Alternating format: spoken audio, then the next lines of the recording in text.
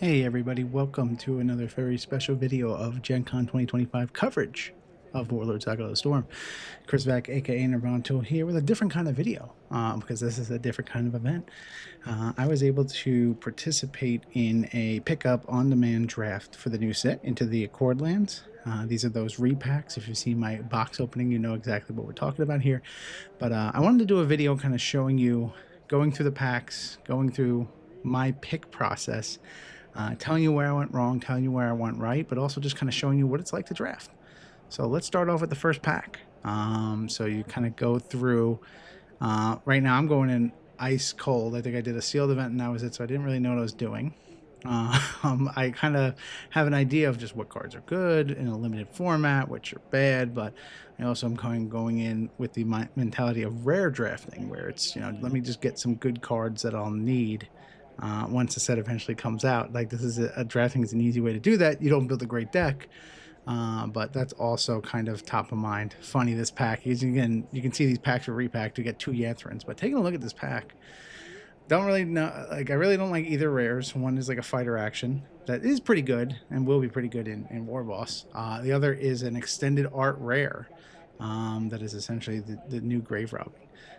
Bolt of Recursion, I think it is, or Bolt of Unrest. That's what it is. Sorry, and I have a little issues with the camera angle, but I take the Bolt of the Unrest. In hindsight, like, I don't really like that because it kind of forces me into a class of wizard. But I also didn't want to go into a faction necessarily, because otherwise I was looking at that Ged Dosset. I was thinking, okay, he just might be good. It's a 3 HP level 4.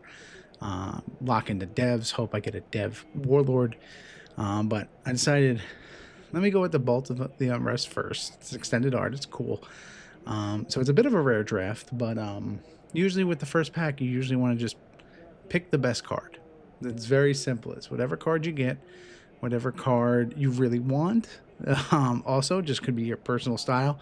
I don't think we're necessarily at a point where you're like, this card is statistically better. Obviously, don't pick a common. That's like garbage. But, like, you get a super awesome uncommon.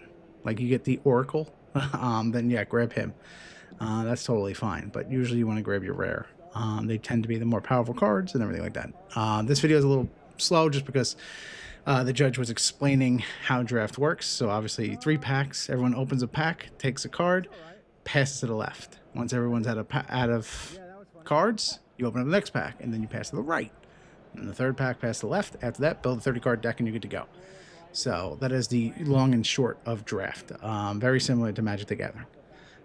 So I've adjusted the camera. It does get a little funky still, but now I can kind of see the whole cards here. Lycan Shadow Balls, Lightning Blast. Corpse Crowd would be good if I already had a Bomb Elf. But taking it slow. Gleaming File Warden's pretty good. Another Dosset and a Zana. So, like, I see that second Dosset and I have instant regret. I'm like, I should have took the first Dosset, and now I'm going to take the second Dosset. I would take the second Dosset, and then I'd be, I'd be going good. I'd be feeling good. I'm locked in the devs, and then I can just see what class best comes to me. Right now, I'm still like with Wizard, but there's still a lot of picks here. So I'm like looking at Lightning Blast, looking at Shadow Bolts. But I'm sitting here trying, I'm not sure what to think. I think I end up taking a bad card, if I'm not mistaken. Yeah, I take the Lightning Blast instead. I should have took Shadow Bolts if I was going a Wizard, but I was like, yeah, this is a newer one. Let me go for it. There is another Shadow Bolts and a Jump, which is pretty good. The Ambitious Squire, which was very critical in, the Church Enforcer Tancred's success in sealed. But then I see a level 5 Dwarf Dragon, and there's no hesitation in my mind. I love that card. I think it's awesome. I'm just rare drafting it. I should have picked the Ambitious Squire, but hopefully it could also come back to me, and that's a valid draft strategy as well. Sometimes you don't pick cards and you hope you come back. We're going to see a little bit of that in this video, but you're also kind of looking for cards that are just utility in some cases. So, like in this case, there's no rare. Shocksaber's uncommon, so now you kind of think, okay, nothing really in my class is a Nihil. I haven't really locked into a faction.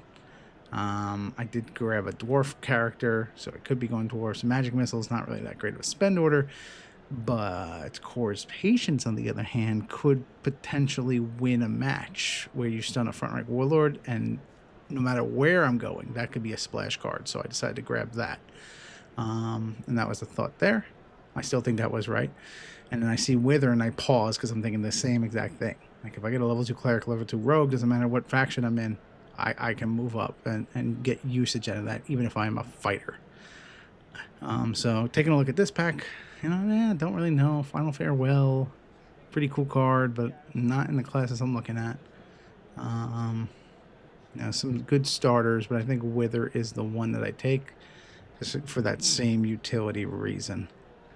And just because it's a really great card. -3 levels to auto kill. It is really awesome. So I think at this point I got up to go take a look at the draft warlords, which are seated in in there, and just like, wait, which ones do what? So that's why I put the pack down and walked away to the other end of the table to take a look. But one back realized you can just choose the class of the warlords, and same thing with Nisha, you can pick 2. So I was like, all right, I'm slamming that one. I just think it's a powerful card. And in a limited format like this, most characters will be 3 or less. So that's just auto kill the character. So now, next pack up, see what we're going for. My camera starts doing really funky things. Another Ambitious Squire, a Gorthos. And I already have the Dwarf Dragon. And I didn't have that Warlord at the point, so I'm like, am I going to get another one? Maybe I just grab him just because he's cool. I want to get all the Warlords. And that's exactly what I do. Don't end up playing Gorthos. Spoiler alert, but I was just like, yeah, maybe I could go into this and can kind of see what happens. It goes against the wizard stuff and makes my first pick even worse, where I didn't pick the fighter action, but it's all kosher. At the worst case, I just don't play it. Tomar the Protector's here. Final Blessing with some new awesome redrawn art is really cool. Myrdeth Mare is a strong card. And then this crazy dwarf who I'd never seen, a level 5. I was like, you know what? I got Gorthos, I got Dark Watcher, I guess I'm in dwarves. So like that's when I start locking in. And then I see that the Dosset came back to me, as did my rare action. So now I'm thinking, screw it. You know what? If Dosset didn't get picked here, Dosset probably is not. It is probably going to be in the next pack there. So I can still lock in what would have been my first 2 picks here after a go around the table. Basically, the table wasn't feeling Deverinians, and they're like, nah, we're good. Which also means that Ambitious Squire might start coming back. So this is the thought here. And this is where what people call in draft a pivot, where you start off going in one direction, and then you see cards coming your way, you start seeing which cards come back to you, and then you adjust your strategy to meet what the other players are picking. So when I saw nobody touch Dosset, I thought devs were open season. So let me go grab them and see what happens. And the camera's doing weird, funky things as I tried to secure it in and get it in a right angle. You can see my ugly bear claw hands over here. They're very freckly. I don't know. The camera's really picking them up. Shout out to my Irish heritage, giving me freckles. So now just taking a look at the picks, the Lightning Blast was definitely a wrong pick, but everything else I'm kind of okay with. I think everything else, like, it kind of sets me up to where I can see where the rest of this goes and then pivot. So I'm just kind of waiting for the next pack to come, and then here it is. So now we take a look. I see that Dosset's there. I see Xania's still there. I go, yep. Show the camera, slam it down. Just as we drew it up, baby. Double Dosset back to me. So now at this point, I'm hoping I get a Tancred in the pack. I'm hoping I get High Acolyte Helene. That would be awesome. And I would just slam that immediately. So we'll see when she comes around, because it's still early. Like, you can make that decision.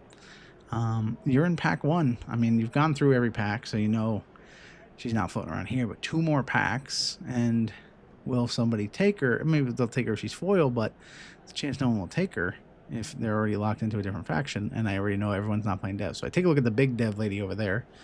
I start reading like what this wizard action is, and then I saw the Ambitious Squire came back, so I'm like, yep, I gotta start building that that crazy front rank that is everyone's been doing in sealed. So I'm pretty sure on that, but I'm just reading some of these cards. I didn't know, like Ablung's Prisms. That was one of the first spoilers out, so I forgot what it did. I'm sitting there like, all right, cool. Now that we've checked it, let's slam the Squire. I see a bunch of actions I can't use. I know it's out of frame, sorry guys, but I also see a dwarf character who would be a level 2 starter, and I'm like, okay. Oh, I took the animal. I didn't take that. I thought I took that guy because I did have him in my deck eventually. But I took the level 2 action that creates an animal, just I guess for the same utility here. Just moving along with stuff. I see another ambitious squire. My camera gets really excited about it and adjusts its shot. And I grab 2. So I got 2 ambitious squires, 2 Dawsit, and Tomar came back to me. This is magical Christmas land right now. So slamming Tomar all day, every day. And there we go. You hear me having commentary about it. It's like, yeah, I'm very happy about that. So I probably shouldn't have done that, but I was having fun with these guys. I mean, again, the Warlord community is great. I loved every match I played at Warlord over the weekend. But like, really, I'm telling my opponent, like, did you take Tomar to Protector, or did you take that awful thing? And then look at me. I'm even cheesing it up for the camera. I'm like, what do you think, guys? Did I have a good first pack, or did I have a bad first pack? Let me know what you think in the comments. I think I had a good first pack. And then I get the Cumbersome Helm, which is worse than Tattered Armaments. So, like, why would I ever put that in my deck? I just put Tattered Armaments in. But that is pack 1. So, feeling pretty good. Hoping for a bomb rare in pack 2. One that I can be like, yeah, this would be good. But taking another look at everything. Again, just the Lightning Strike is what I'm not happy about. Everything else, I'm okay with. I think everything else is shaping up solid. So we get Crack-a-lackin'. And let's see, pack number 2. Take the token out. Nobody's going to draft Tattered Armaments. And, uh-oh, a new challenger approaches. We hear none other than Nigel. He's bragging, so I got to grab the camera because he's got a foil extended art Retzov. And I figured you'd all wanted to see that. So I show him my Blessed Vestments foil and get him jealous. But Epic Donnybrook comes out. Very good. Epic Donnybrook, I said that right. Comes out and it's like, that's a really good rare. But if I'm in devs right now, I am eyeing something very much in particular. And it's the level 2 Squire Fendrick. Because then that is going to go with my ambitious squires. First action, the Squire Fendrick goes up, stands in between the squires, boosts those squires, and it's just, keep the good times rolling. And then we take a look at this pack that Nigel took. So we obviously know he took the Retzov. So there's got to be something good in here. There's another Fendrick. And then there's there's 2 Warlords. There's Memoriam, and then there's Wasson. So I was looking at Memoriam, like, I kind of like this. Like, it can go really good with some of the dwarves I have and that, but I'm like, no. Keep sticking with the dev plan. So instead of taking a rare and a Warlord, I take a common Squire Fendrick. And sometimes, like, when you're playing for a certain deck and drafting to that, you will do that. You will pass up a rare slot that is otherwise generally a more expensive and better card. But Squire Fendrick is a better card in the deck that I'm envisioning at this point. So I will go and snatch him up. I'm feeling pretty good about it. So let's have a look at the next pack. Because we got 2 squires, 2 ambitious squires, 2 Squire Fendrick. So if I get a 3rd ambitious squire, I'm happy.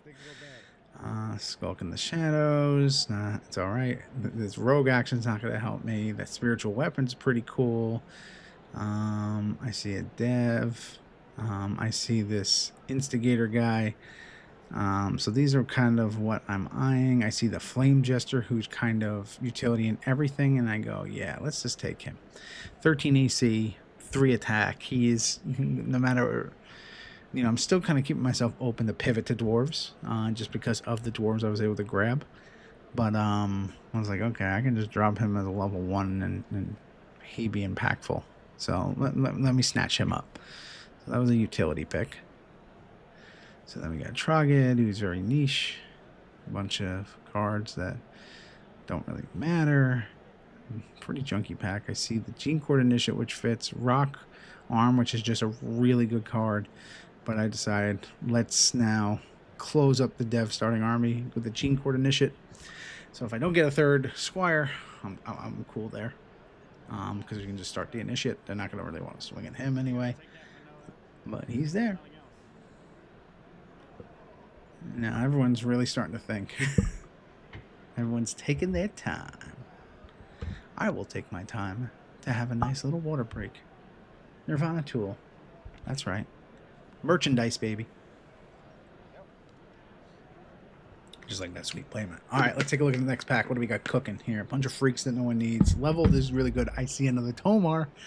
I see a foil rare, which if I was rare drafting, I'd snatch that up, especially because it's classless. It's one that you can use too, but Tomar fits the plan of starting Fendrix and Squires. So snatch him up. I'm feeling really good about that character base. Then some Noble Sacrifice. You see some more dwarves. And we got a foil common spell blocker. Sneak, which not really feeling that. That should probably be an uncommon. But Noble Sacrifice, general card. I'm going to grab it. Don't know how good it is in limited, but classless. Can be played by anyone. Kind of like me at the end. Resurrection is there. Some more dwarves. And then a dwarf gadget builder. So meet at the end. If I was sticking devs, is probably where I'd go. But at the same time, I was like, am I going to really need meet at the end in limited? Probably not. So I rare draft and take the builder, just in case good old Bobby needs some more dwarves. And plus, I still have dwarves as a secondary option. So snatch him up. I love the yeah, we hear Vic, good old Iceman in the background, talking about how he's pivoted his faction multiple times. It was a very chill table. I like this because, like, me, him, and Nigel, all the guys down there. I forgot who else was there. Caleb was sitting next to me. So it's like, I know us four were there. Some two newer guys who were like, hey, did we play you in Warlord like 10 years ago? And I did remember their faces. So it was good to see. They were like, yeah, we just decided we're going to come by and do this. So it was real awesome to see some people coming back. And the fact that they remembered me, good God. Because, you know, I have no hair. And I had hair back then. I also didn't have facial hair. I kind of had a glow up, guys. Now I'm beautiful. But it's all right. Aging like fine wine. Shout out to Two-Day Tiki Bar. So now we wait for the next pack. Hopefully something can come in. Here we go. Nigel took his sweet time. Look at me, more table talk here. So I see the Jubilant Hatchling, which is a good merc. I see this little dwarf guy, and I'm like, I don't even know what he does. But I kind of am feeling like the Jubilant would go in both. So, like, I'm looking at taking him. I don't want to take any of these freaks. Cunning Shot would be really cool. So it's either that dwarf or the cards go off camera. I'm sorry, guys. But I ended up taking the hatchling. Probably should have took the dwarf, but it's all right.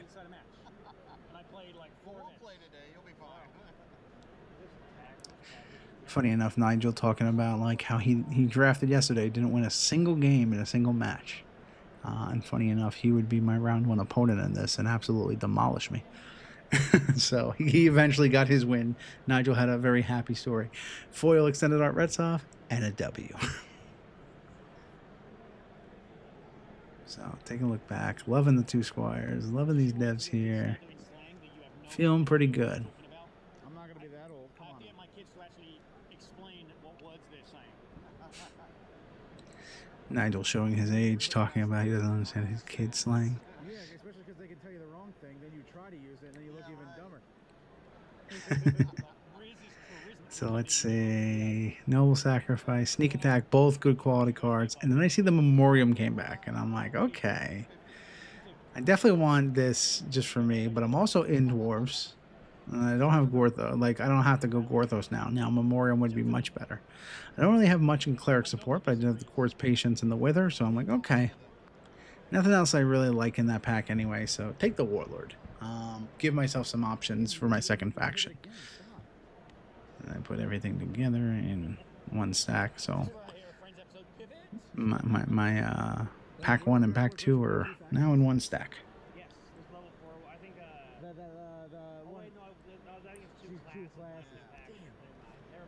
Oh, I was asking if Nisha was 2 classes or 2 factions. That would have been really good. You can do dual factions, but let's see. There's a Dev and an Elf. Or a Dev and a Dwarf. Those are really the only cards I can use in this pack. So I already have the Dev starting army kind of built up, and I have Dawsons and Tomars. I don't need that level 1 wizard from the devs. I didn't even know what he really did. He didn't sound good when I read him. So like, let me hedge my bet and take the dwarf here. Probably the wrong decision. I think maybe I slam devs and stick with devs. But we'll talk a little bit more about that with pack 3, because that will definitely play a role in what I end up building. So Troggy came back. No one's playing monsters. Garbage pack. Can't use any of it. Destroy order. Shout out QTP. I just take the Trogged because I literally don't own any Troggids. For some reason, I don't have them. So I was like, yeah, I'll take this to hold me over for IRL cards for until this set gets released. So then we see we got the Manacles, 2 Freaks, and a Bardish. I think the Bardish is the better card. So I just grabbed that because, if I am playing fighters, I can throw that on Dawson. I can throw that on any, I can throw that on the Dragon if I really wanted to. Dark Watcher, because he can equip fighter items. So I was like, yeah, this is the best one. Time to pivot. Yeah, I know. Wait, the last round, all 3 kingdoms. Here we go. That's where I started. We're all joking about all the free kingdoms in the packs. 2 freaks and a dwarf. Well, I've been drafting dwarves, so let me just take that. I don't need any of these other 2. So I'm playing actions as my faction. I don't know who said that, but that gave me a good chuckle. So we're getting down to the last few picks of pack 2, and then we get to the last one. You gotta see how this goes. Come on now. You can do it. You've really thought about those picks. So I see a Cleric Shield or Resurrection, which would go really good with Memoriam. So I'm psyched about that. Like, all right, let's go. I can bring back that. And Albrecht Novice. Your last pick is really good. So that's what I got. Still feeling good in devs. Pretty okay in dwarves. I got some utility action, so I think I'd have enough to kind of fill in, but I'm not really leaned into any one class yet, which, I would rather be in this case, but I'm really hoping still for a Dev Warlord. But let's see. Coward is the token. Good old Thicket. Let's catch him. Angel Tears is a good card. I see Frenzy, and I put it aside because I've been thinking about my, thinking about my Memoriam, and then I see a foil Lord Barrow. Now, obviously, I'm not going elves, and I'm sitting here like, Frenzy. That Memoriam passed around. There were some dwarves at the end of those packs. Can this Frenzy come back to me? That's exactly what I'm signaling here. I'm like, this is what I should pick, but I'm going to take the Lord Barrow because greed is good. You got Cryptwine Crush, Quick Shielding, pretty good. Another Frenzy. And I'm like, oh, well, if I had the same mentality, if I think that's going to go around, I should take the legendary Nothrog. Shout out to Gahid, who has been hunting them down, and that was what crossed my mind here. I'm like, he needs this card. I should just grab it for him and trade it to him. But it's like Frenzy would be better in my deck. Like, I'm not going to use it. So I take it. I think, is this really the right decision? Should I do it? And I'm like, nah, I can't take it back. Just fucking go. You put the card down. You got it. So I take the legendary, and I think that was the right call. So let's see. More of that dwarf guy came back. A dwarf eater's out here, so I see him. He's a mercenary character. He can be used in anything. And if I am planning on building a dwarf deck, I do not want anybody at the table having that card. So this is me like, am I really going this? Am I going to do this? Can I just play this in either deck? Which the answer is yes. So I decide to slam the dwarf eater. Can't have that running around. And again, sorry for a little bit out of frame. I'll start losing track of it as we go. Swear Parthos, some dwarves, and then I see the quick and the dead. And it's like, yeah, I haven't really rare drafted. I don't really like any of these cards in this pack. Like there's the dwarf that could be a starter because I don't really have any of those yet. Squire Parthos if I'm going devs. The wizard spend order would be good, but I'm like, yeah, let's just rare draft. Especially if I'm gonna end up going Memoriam, that's something that they can play. So I see good old Tunnel Dwarves, which would be good. I see a level 4 Wizard, which would be good. I see a Dwarf Starter, and I see the Heroic Confrontation as the rare. So the Sunforged Dwarf will be good with Memoriam, so I end up taking him. Probably not as good without any of the Tunnel Vanguard. That's what really makes him shine. Like in the Memoriam starter deck, like that was the start. The 3 tunnels and the 2 Sunforge.